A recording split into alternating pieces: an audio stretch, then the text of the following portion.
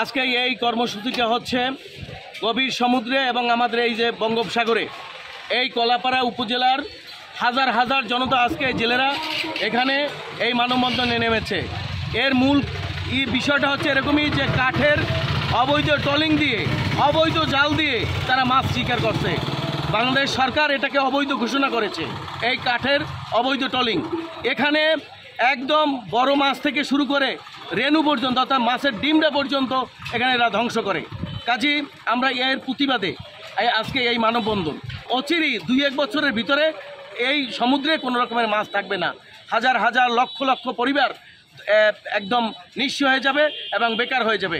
আমরা সরকার বাহাদুরের কাছে আমাদের আবেদন যাতে আমরা এই অবৈধ ট্রলিংটা যাতে বন্ধ হয়, এই জন্য আজকে আমাদের এই মানববন্ধন। আমরা এই মানববন্ধন করছি যে ট্রলিংগুলো আছে অবৈধ মাছগুলো ছোট থেকে বড় মাছগুলো সব ধরে নিয়ে যাচ্ছে, আমরা পুরো জেলের অসহায় করি। এই জন্যই আমাদের মানববন্ধন।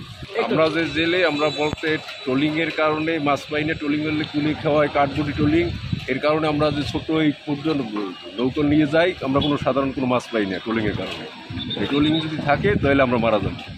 আমাদের পরিবার বাঁচবে না। এই যে হাজার হাজার জাইলে ট্রলিং বোর্ড যদি থাকে তাহলে আমাদের আমরা বাঁচতে না।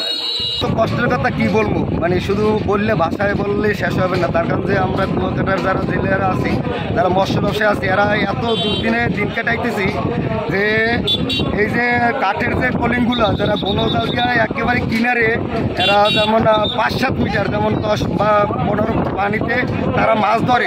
একেবারে ছোট ছোট পোনা থেকে শুরু করিয়া A to Z সমস্ত মাছ তারা কাঠের ট্রলিংয়ে ধরে নিয়ে যাইতেছে।